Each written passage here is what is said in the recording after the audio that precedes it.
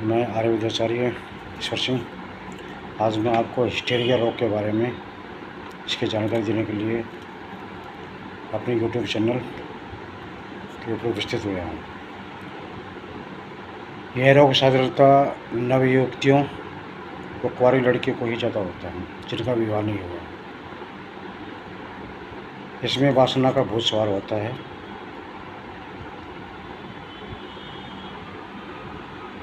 अंदर काम शक्तियों का जो है जोश जो होता है उनसे ही ये दौरा पड़ता है, या कभी कभी भी जो विवाहित स्त्रियों को भी यह रोग हो जाता है। इसके लक्षण ये होते हैं: औरत कभी हंसती हैं,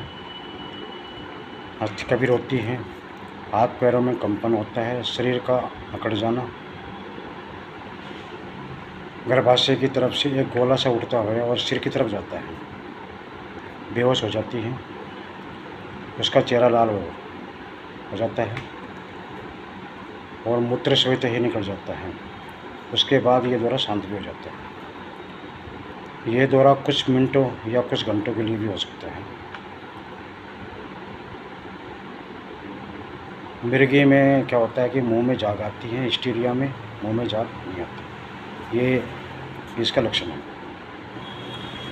इसकी चिकित्सा बहुत ही आसान है। अगर समय पे इसकी चिकित्सा कर ली जाए तो बहुत ही साधारण तरीके से इसकी चिकित्सा की जाती है। अगर कुंवारी लड़की है और वो विवाह के योग्य हो रही है तो उसके विवाह जो है जल्दी कर दिया जाए। और दौरा अगर आ रहा है तो उस टाइम हींग, हल्की सी हींग जो होती है जो हम खाते हैं, उसको सुंघा दी जाए। या जो पक्षी होते हैं उनकी जो पंख होती है उनको जला करके उसको भी सुंघाया जा सकता है।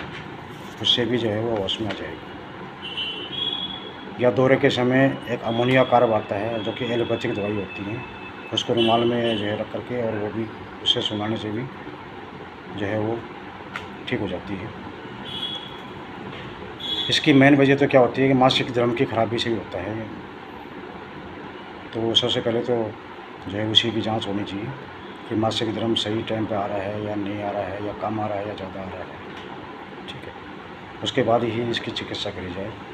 और मैंने ऐसी बहुत सी लड़कियों का इलाज भी किया है, ठीक है, जिनको ये इस तरह के दौरे आया करते थे। उसके अंदर मैं दिया करता आयुर्वेदिक के अंदर उन्माद गज केसरी रस दिया करता, ठीक है, और चित्रमुख रस आता है, रस सिंदूर भी आता है इसके अंदर, वो भी देते हैं। स्मृति सागर रस भी देते हैं हम इसको।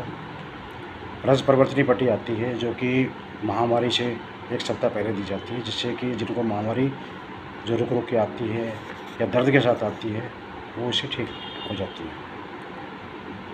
अश्वगंधा रिष्ट है, और भी कई तरह की इस तरह की जो चीज़ें हैं।